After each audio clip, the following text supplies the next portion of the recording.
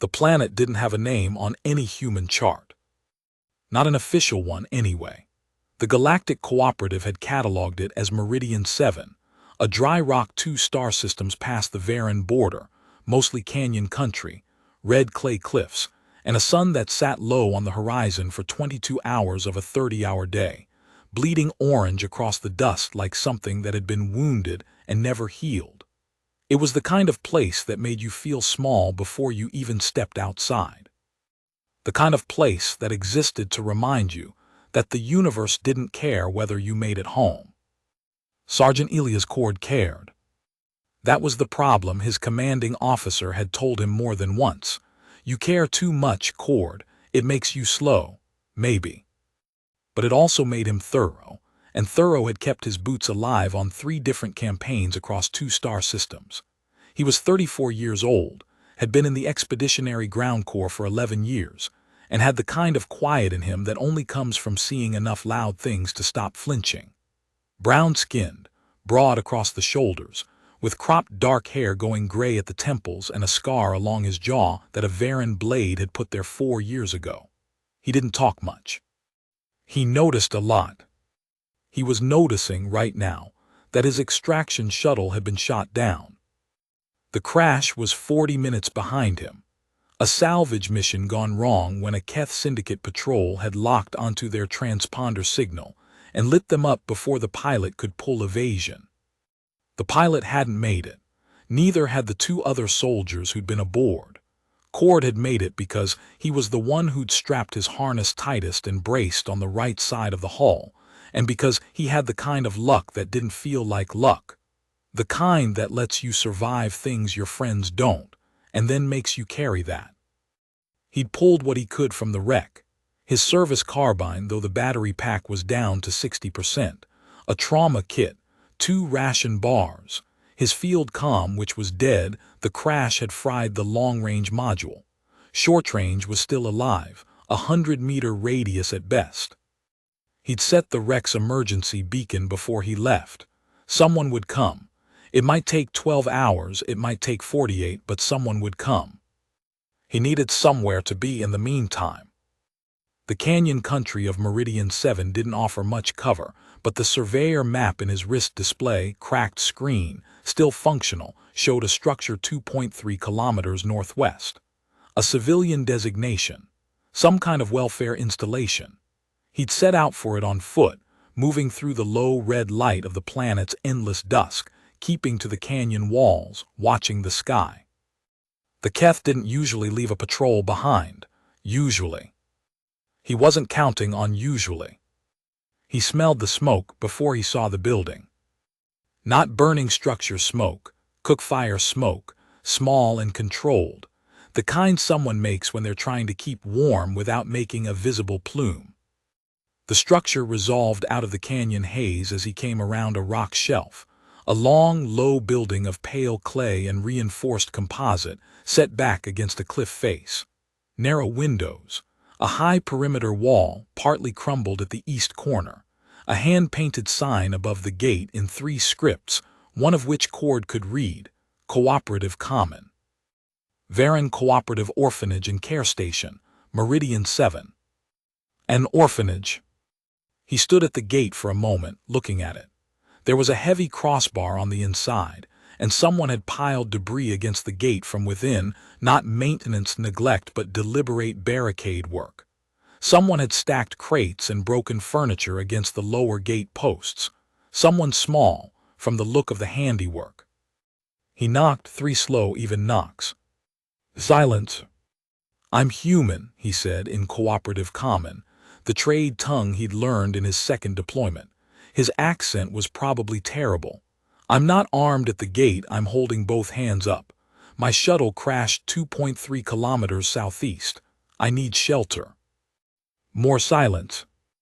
Then a voice, very small and very high from above. You don't look like Santa. Cord blinked, he looked up. At the top of the perimeter wall, barely visible over the crumbled edge, were 2 sets of enormous eyes. Deep violet with no white at all, just iris from edge to edge, wide as coins. The faces attached to them were small, rounded, with silvery blue skin and ears that came to fine points above small heads. 2 children, young, maybe 6 or 7 years old by the developmental proportions he recognized from his briefings on varan-adjacent species. They had wispy white hair and were wearing what appeared to be matching gray smocks that were too big for them, the sleeves rolled up multiple times. Santa, Cord repeated. The human who brings gifts, the second child said. In the old stories, he's a human. He comes in winter to the children who are good. A pause. But Warden Vessa says Santa isn't real. She says we need to stop talking about him. Cord looked at the 2 small faces. He looked at the barricaded gate. He looked at the hand-stacked debris. Let me in, he said. I'll explain about Santa later. Right now, I need to know how many of you are in there, and whether you've been threatened. The 2 children exchanged a look. Then the gate opened. There were 11 children. That was the first thing he counted, because in his experience you always counted the people you needed to protect before you counted anything else.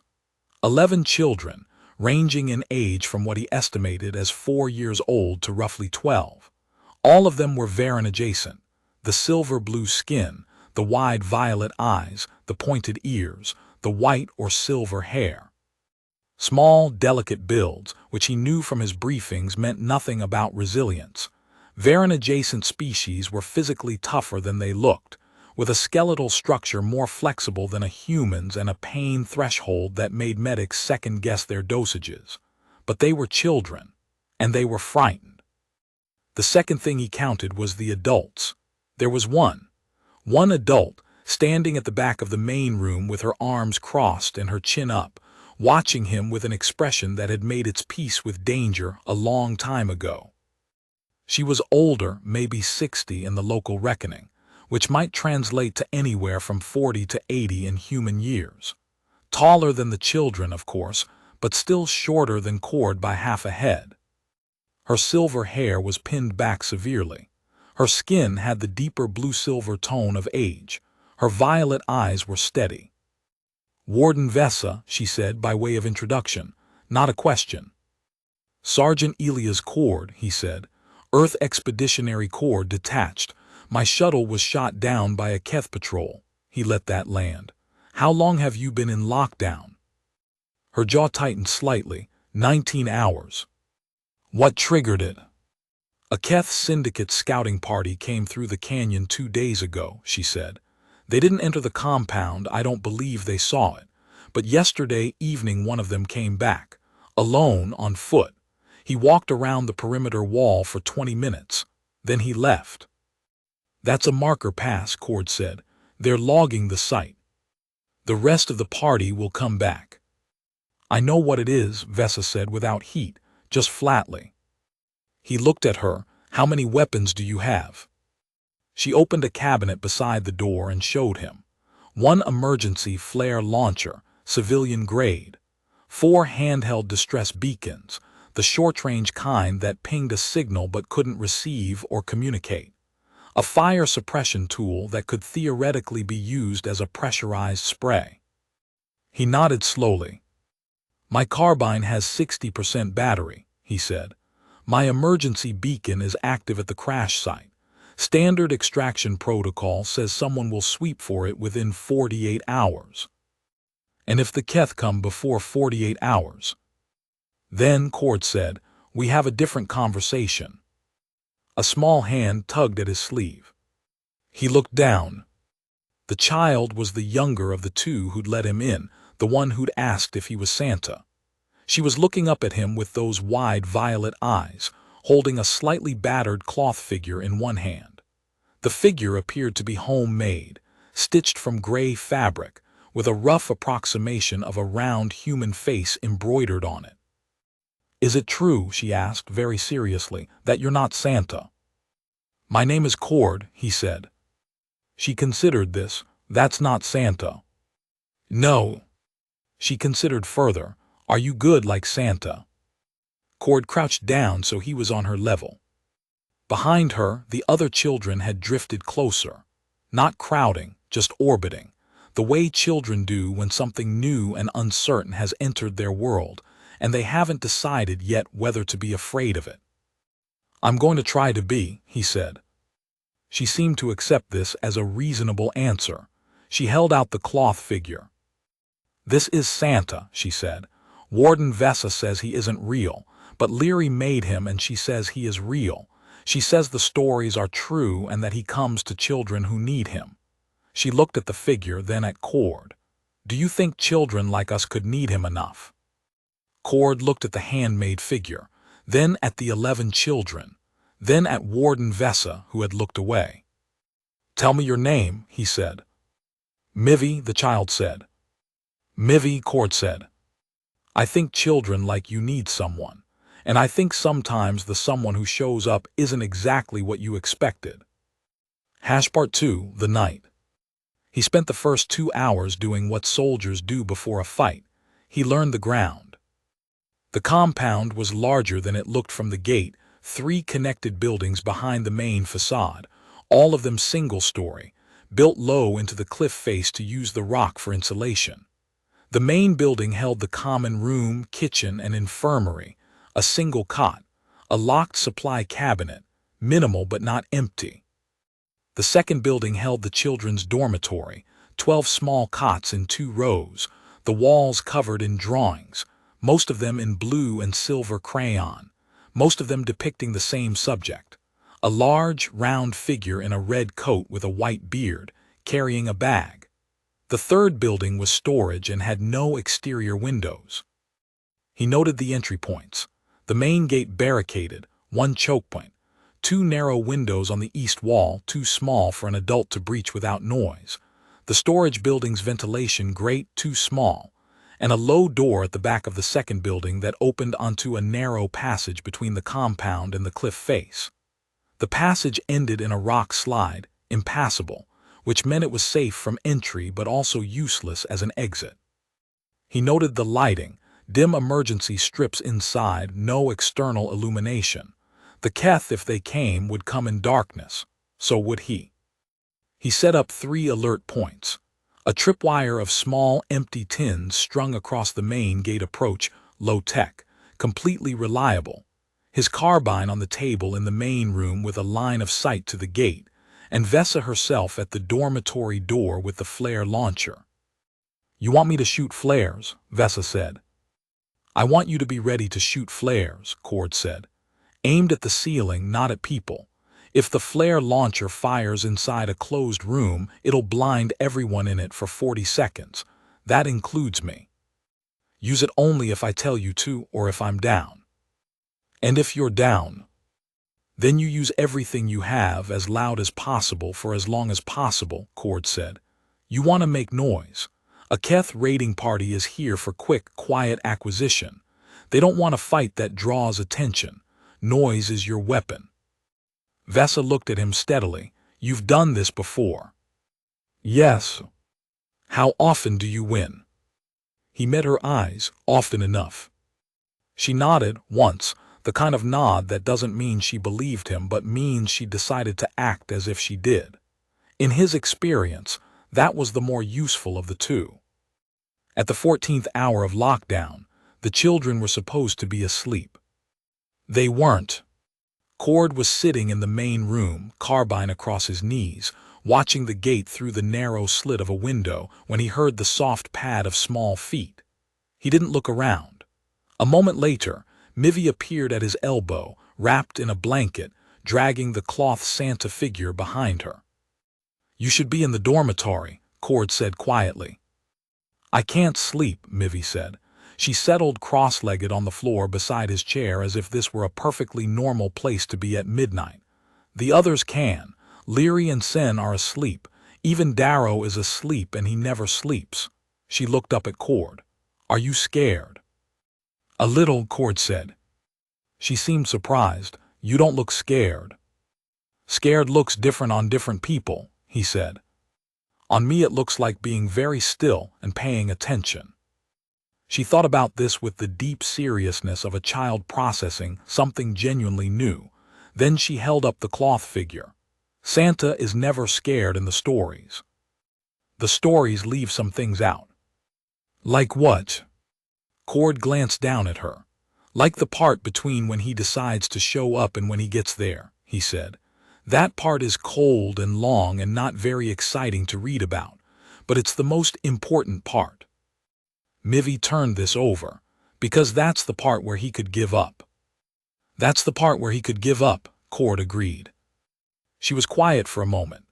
Outside, the canyon was still, no wind, no animal sound, just the faint mineral tick of the rock cooling as the planet's slow night deepened.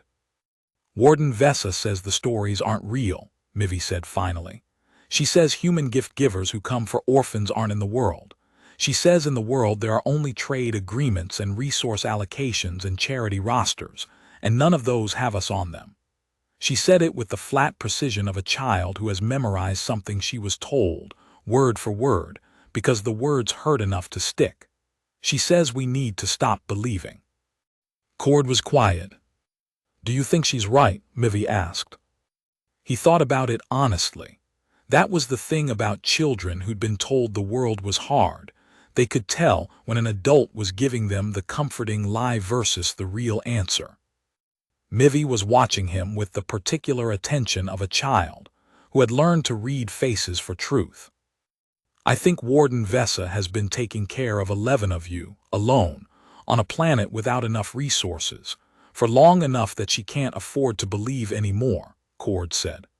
I think when you carry something heavy for a long time, you start saying the weight doesn't exist, because that's easier than feeling how heavy it is. Mivy was quiet. But I don't think she's right about the world, Cord said. I think people show up. I think sometimes they show up late and in the wrong kind of vehicle and with a cracked comm and 60% battery on their carbine, and they don't look anything like the stories. But I think they show up. Mivy looked at him for a long moment. Then she leaned against his arm, tucked the cloth Santa under her chin, and closed her eyes. He sat very still and let her. Part 3, they come. The alert tin rattled at hour 19. Not all of them, just one, the leftmost string, barely a sound, barely more than the wind would make. But there was no wind. Cord was on his feet before the sound finished. He crossed to the dormitory door and put his head in. Warden Vessa. She was awake. She'd been sitting in the corner chair. She stood. Wake them quietly, Cord said. No lights. Take them to the back of the storage building and stay there. Lock the interior door. How many? Don't know yet. Go. He moved back to the main room, carbine up, and settled into the shadow beside the window. He could see the gate. The debris pile was undisturbed. The crossbar was in place, but something out there had moved. He waited. The second tin rattled. Different string, the rightmost, near the base of the east wall. 2 of them minimum, splitting to probe both sides simultaneously. He ran the numbers fast and quiet in his head. The east wall windows were too small to breach quietly. Any attempt would make sound. The gate was the main entry. They'd probably probe for an unlocked point first, then force the gate if they found nothing. Standard Keth acquisition protocol was to try quiet first because noise was expensive and merchandise damaged in a struggle was worth less. Merchandise. He felt the old cold anger settle into the base of his chest. He breathed through it. Anger was fine as long as it stayed there, out of the way of his hands. A sound at the gate, a soft, precise metallic sound. Not prying, cutting, they had a magnetic shear. He had maybe 90 seconds. He pressed his field comm, short range, 100 meters, probably reaching nobody except the 6 sleeping Keth soldiers who were going to wake up tomorrow and find 3 fewer colleagues, and he keyed the emergency broadcast. This is Sergeant Elias Cord, Earth Expeditionary Corps, authentication code 7 Tango 9 Foxtrot. I am at a civilian welfare structure at coordinates. He read the coordinates off his wrist display, currently under assault by Keth Syndicate raiders. 11 minor civilians are present, requesting immediate response. I say again, 11 minor civilians. He released the key. Nothing came back. Of course nothing came back. 100-meter range. But he'd said it. He'd set it into the air, and there was a chance, maybe 1 in 20, maybe less, that it would hit something. A comm relay, a passing ship, a piece of infrastructure he didn't know about, and be bounced somewhere that mattered. Soldiers have a term for that kind of play. They call it asterisk putting it in the air. You put it out there. You don't know where it goes. You do it anyway. Then the gate came open. There were 4 of them. They moved in the smooth, low-profile pattern of experienced raiders. 2 through the gate first, spreading wide, covering each other's angles. 2 hanging back as secondary, eyes on the perimeter. They were Keth, stocky, four-armed, with the mottled gray-green skin and wide, flat faces of the Syndicate's outer-system recruits. They wore light-armored vests and had pulse-stun weapons in their lower hands and short-range scanners in their upper. The scanners were looking for life sign clusters. He had maybe 30 seconds before those scanners would light up the storage building like a signal fire. Cord was not the flashiest fighter in the Expeditionary Corps. He was not the fastest, not the most decorated, not the most dramatic. What he was deliberate. He had learned very early in his career that a deliberate man in a dark room with a clear objective is one of the more dangerous things on most planets. He fired twice. Short pulses, low power. He was watching his battery aimed at the lower legs of the 2 front raiders. They dropped, stunned, making enough noise to spin the 2 rear raiders toward the building. He moved left, away from the window. A pulse blast clipped the wall where he'd been standing. 3 against 1, with 2 of the 3 already down and confused. He went out the side door, a narrow door, not the main entrance, and came around the outside of the building. The 2 upright raiders were moving toward where his shot had come from, scanner active, moving together. He took the left one from behind, carbine stock to the base of the neck. Keth's skulls were thick, you had to know where to hit. He knew where to hit. The raider went down. The 4th one spun and fired. The pulse grazed Cord's left shoulder, not a full hit, a graze, enough to numb his arm from shoulder to elbow and make him lose grip on the carbine. He caught it with his right hand, dropped to one knee and fired from low. Full charge, center mass. The 4th raider sat down heavily and stayed there. Cord breathed. He stayed on one knee for 10 seconds, listening. No more movement from outside the gate. He crossed to the gate, stood against the wall beside it, waited another 20 seconds. Nothing. He checked all 4 raiders, stunned, not dead. Probably wouldn't be grateful when they woke up. But he wasn't in the business of killing people he didn't have to kill. He used the zip ties from his trauma kit on their wrists and the carbine's barrel lock on their ankles. Then he walked to the storage building and knocked, 3 slow, even knocks. It's Cord, it's over. Silence. Then the interior lock clicked. The door opened, and 11 pairs of enormous violet eyes looked at him from the dark. He was still holding the carbine. His left arm was hanging with partial feeling returning in tingles. His jacket had a burn patch on the shoulder where the pulse had grazed. He probably looked like something that had been in a fight, because he had been in a fight. Mivy pushed past Warden Vessa and ran to him. She stopped just short, looking up. "Are you hurt?" she asked. "A little," he said. "My arm's asleep, it'll wake up." She looked at the burn on his jacket. Then she held out the cloth Santa. "You can hold him," she said very seriously. "When Leary is scared, holding him helps." Cord looked at the cloth figure. He took it carefully in his right hand. "Thank you, Mivy," he said.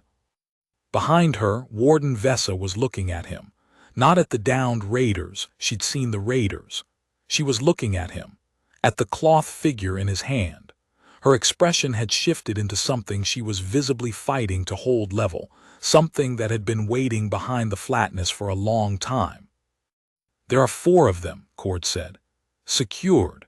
A larger party may be nearby, but Keth acquisition parties usually split further than this only if they've already made multiple targets, and this moon only has one viable structure. I think this was the whole raiding cell. But I'd want to be further away before I'd stake everything on that. We can't go far, Vesa said. The youngest two can't walk more than a few kilometers in this terrain, and we have no transport. I know, Cord said. We hold here until extraction comes. My beacon is active, 48 hours outer limit. And if more come? He met her eyes. Then I'll do it again. She was quiet for a long moment. Sergeant Cord, she said, how many children have you protected in your career? It was an odd question. He thought about it. None, he said. I protect territory, objectives, infrastructure, civilians sometimes, but usually as a category, not individually. He looked at the 11 children watching him from the doorway. This is different. Is it? Vesa said. Yes, he said simply, it is. Part 4, The Long Wait. The next 24 hours were the kind that don't make stories. They were the cold and long part, the part between the deciding and the arrival. Cord had described it to Mivy in the middle of the night, and now he was living it again, keeping watch in rotating 2-hour blocks himself. Then Vesa, then himself again, eating half a ration bar and pretending he wasn't hungry, doing small assessments of the compound's structural integrity with his one good arm while the left one slowly, painfully came back to full function. The children helped. That surprised him, a little, not that they wanted to help, but how specific their help was. They had already, in the months before he arrived, developed a division of labor that Warden Vesa had apparently organized out of sheer necessity. The 4 oldest children, ranging from 10 to 12, handled food preparation and water rationing. The middle group managed the dormitory and communal spaces with a quiet competence that suggested Vesa had taught them well. The youngest 3, including Mivy, were nominally exempt from chores, but in practice spent most of their time performing a function that Cord slowly realized was something other than play. They watched faces. All 3 of the youngest, Mivy, and 2 others named Yevi and Sale, circulated through the compound in a constant low orbit, appearing at elbows, settling near adults at work, making small observations with large eyes. Cord noticed this on the second morning when Mivy appeared next to him as he checked the carbine battery level and said, very seriously, "Your forehead does the thing." He looked down at her. What thing? She put her small finger between her eyebrows and made a vertical line. When you're worried, she said, it does that thing. Warden Vesa's does it too, but hers is up here. She moved her finger higher. You've been watching us, Cord said. We always watch, Mivy said, without any sense that this was unusual. Warden Vesa says that when you live in a place where things can go wrong, you have to notice when the adults are scared. She says that way you have more time to be ready. Cord was quiet for a moment. How long have you been here? He asked. In this compound. I've always been here, Mivy said. I came when I was a baby. Leary came when she was 2. Darrow was the newest. He came 1 long cycle ago. She looked at the cloth Santa. That's why Leary made Santa, because Darrow was sad. Darrow said at his last place they had told him about Santa and he kept waiting and nobody came. Leary said maybe Santa was real but got the address wrong, so she made him a picture of Santa so he'd know where to look. Cord looked at the cloth figure in her hand. And Darrow believed, he said. Darrow believes in Leary, Mivy said, with the simple precision of a child who understands that sometimes belief travels through people. It's almost the same. Leary, as it turned out, was 11 years old, the oldest of the children, with a careful, serious face and eyes that were a slightly darker violet than the others. She had been the one to initially let Cord in through the gate. It had been her decision, Cord understood now, not the younger children's, even though the younger children had been the ones at the wall. Leary had been standing behind the gate with the crossbar in her hands, listening, making the call. She came to find him on the second afternoon, while Vesa was resting and the younger children were occupied in the dormitory. She sat down across from him at the main room table and folded her hands, and looked at him with the straight-on regard of someone much older. "Can I ask you questions?" she said. "Yes," Cord said. "Why did you come here, to this compound specifically?" "It was the nearest structure on my map." "So you didn't know we were here?" "No," he admitted. Leary nodded as if confirming something. "Most people don't," she said. "We're not on most maps. The cooperative lists us, but they don't have us in the active response directory because Meridian 7 isn't a priority world. Warden Vesa has filed 12 resource requests in 4 years. She said this the way Mivy had quoted Vesa's words, with the flat precision of something memorized because it mattered. 12 requests, 2 responses. One of the responses was a standard acknowledgement message. The other was a partial supply delivery that was missing 2/3 of what was requested. Cord listened. "She doesn't tell us this," Leary said. "I read her comm logs. I know how to read her comm logs because I'm the oldest and I needed to know how bad things were. I didn't tell the younger ones." She looked at the table. "It's bad, Sergeant. It's been bad for a long time. Warden Vesa has been holding everything together with." She made a gesture with her hands that he recognized somehow as the gesture of someone describing something barely held. "I know," he said. "She's not wrong that people don't come," Leary said. "Statistically, the people who come to places like us are the people who want to take us. The Keth. The other syndicates." Her voice didn't waver. It was the voice of a child who had looked at the world clearly and decided not to look away. "She's not wrong that the stories aren't real. Santa isn't real. Nobody comes with gifts for children who don't matter to anyone." "No," Cord said. "That part I disagree with." "Why?" Leary said. "Because you're here." "Yes. You're here because your shuttle crashed," she said. Not unkindly, just precisely. "I'm here because my shuttle crashed," Cord agreed. "And I'm staying because you're here. Those are both true. The second one is the one that matters." Leary was quiet. "The stories about Santa," Cord said, "started on my planet, long time ago. The original idea was someone who used his resources to help people who had nothing, who showed up in cold weather with what people needed and expected nothing back. The details got elaborated over centuries. The flying animals and the magic bag, those parts are embellishment. But the original thing, the showing up for people who needed it at the time they needed it, that's not embellishment. That's a thing people do." "Not often enough," Leary said. "Not often enough," Cord agreed. "But the fact that it doesn't happen enough doesn't mean it doesn't happen.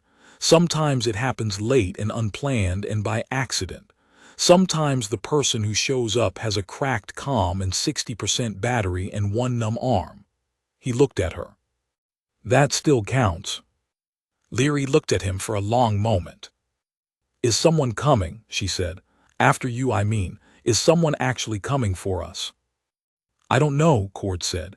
"I sent a signal. Someone may have caught it. Or the extraction sweep from my crash site will find us when they get here. They'll check any structures in the area." He held her eyes. "I don't know when. I don't know for certain. But I know that there's a signal out there and someone will follow it. And if they don't come in time, then I'll fight again," Cord said. "And again.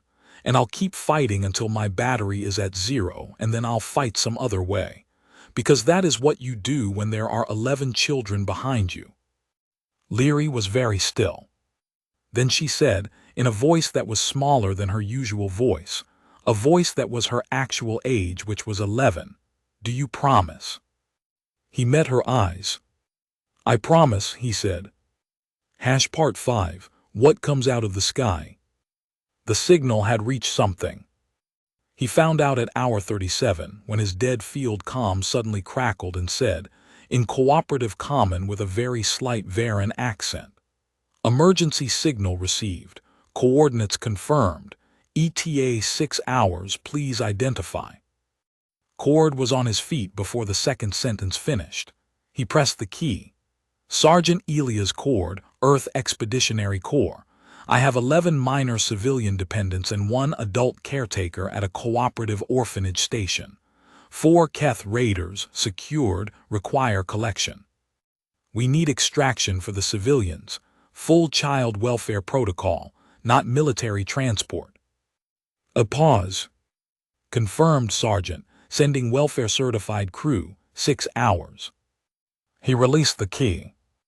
He stood in the main room with the cracked window and the tin can alert system and the battered table, and he breathed out slowly, and he sat down, and for the first time in 37 hours, he let himself feel exactly how tired he was. Mivy appeared at the doorway. "Your face," she said, "is doing the other thing." "What other thing?" She came over and looked up at him. "The thing where it's not scared anymore," she said. "The line goes away." She put her finger between his eyebrows where there was no longer a line. "What happened?" "Someone answered," Cord said. Mivy blinked. Then her whole face changed, not an explosion of emotion, but a quiet, enormous change, the way a room changes when someone turns on a light in it. She looked at the cloth Santa in her hand. Then she looked at Cord. Then she ran to get Leary. The next 6 hours were the loudest the compound had been, probably, in its existence. The children did not sit still for 6 hours. They were informed, one by one, beginning with Leary and moving downward by age in the careful, deliberate way that Cord and Vesa worked out together. Tell the oldest first. Let Leary help tell the middle ones. Let the middle ones help tell the youngest. Give everyone something real to hold on to. What followed was not the composed, grateful stillness of stories. It was running and shouting, and one child, Darrow, who indeed never usually slept, having to go cry in the dormitory for a while and then coming back. It was Sale, one of the youngest, asking 3 times if it was true, and then, when told yes for the 3rd time, saying "oh" very softly and sitting down on the floor right where she stood. It was Mivy producing the cloth Santa and announcing, with utter conviction, that he had sent Cord. "Mivy," Cord said. "He did," Mivy said, with the impervious certainty of a 6-year-old who has found the explanation that fits and is not entertaining alternatives. Cord looked at Warden Vesa. Vesa, for the first time in 37 hours, looked like she might do something she'd been not doing for a very long time. She pressed her mouth flat and looked at the ceiling, the way people do when they are stopping something from showing on their face. "Warden Vesa," Cord said quietly. She looked at him. "You held them," he said. "For years, 12 resource requests, 1 Keth raid, you held them." "I didn't have another option," she said, with the reflexive flatness she applied to everything. "That's not the same as it being easy," Cord said. She looked at him for a long moment. Then she said, quietly enough that only he heard it, "I stopped believing too, Sergeant, a long time ago. I stopped believing anyone was coming. It seemed safer." A pause. "I'm not certain I know how to start again." "You don't have to start all at once," Cord said. "You can start with just this one time. That's enough." Vesa was quiet. Then she gave a single, slow nod, the same kind she'd given him the first night. The kind that was a decision, not just an agreement. The ship came in from the northeast, 6 hours and 14 minutes after the comm crackle.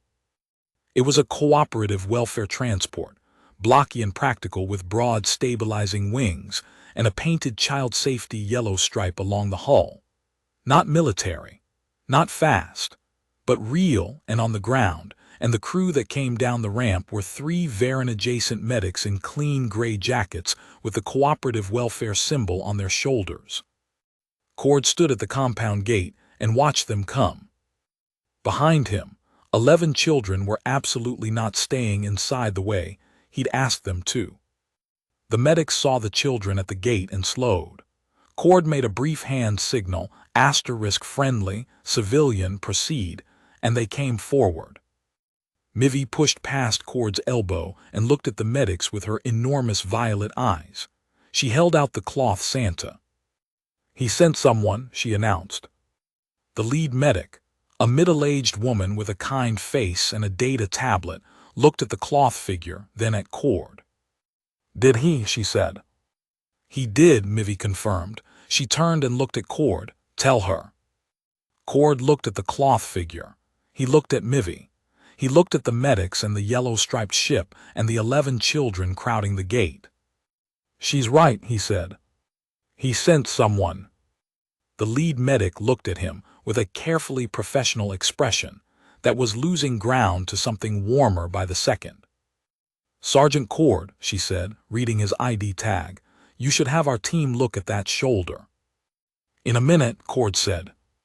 He was watching Mivy walk toward the medics, still holding the cloth Santa out in both hands to show them, explaining in a rapid and authoritative stream of cooperative comment that Santa was real, and had the wrong address for a long time, but had it now, and they were going to be okay.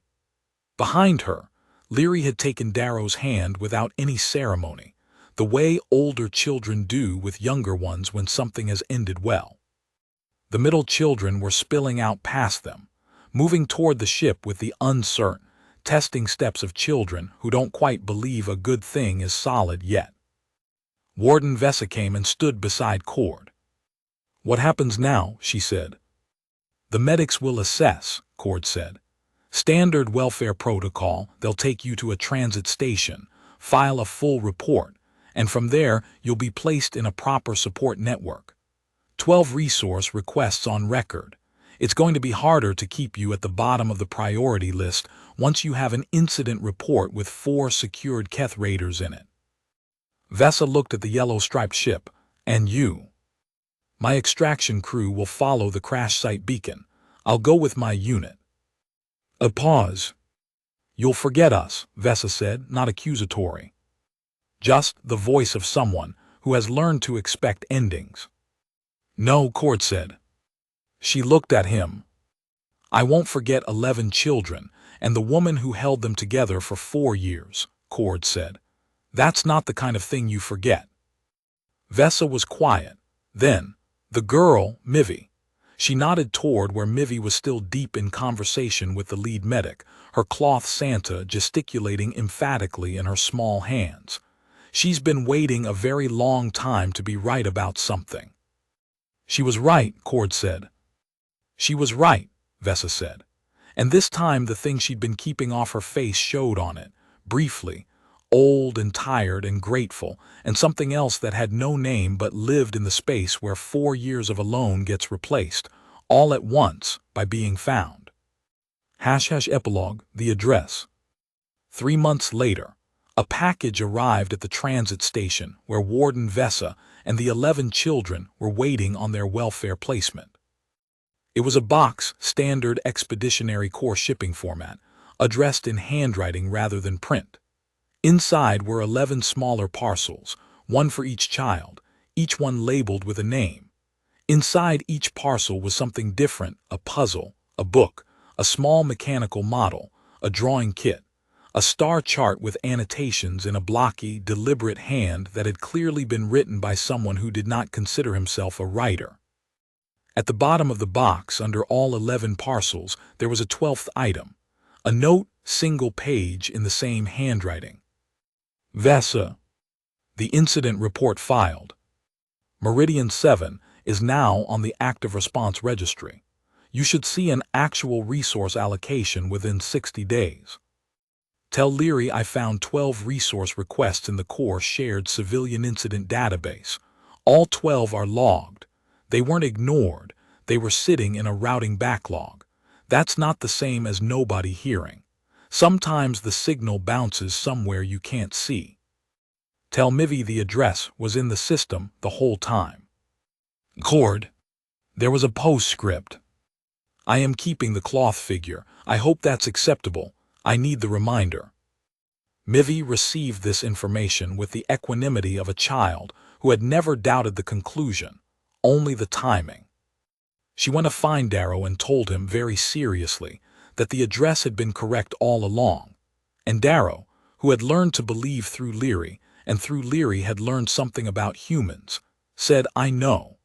and went back to the mechanical model that had arrived in his parcel, which he had been taking apart and reassembling for 2 hours because it was exactly the kind of thing he liked.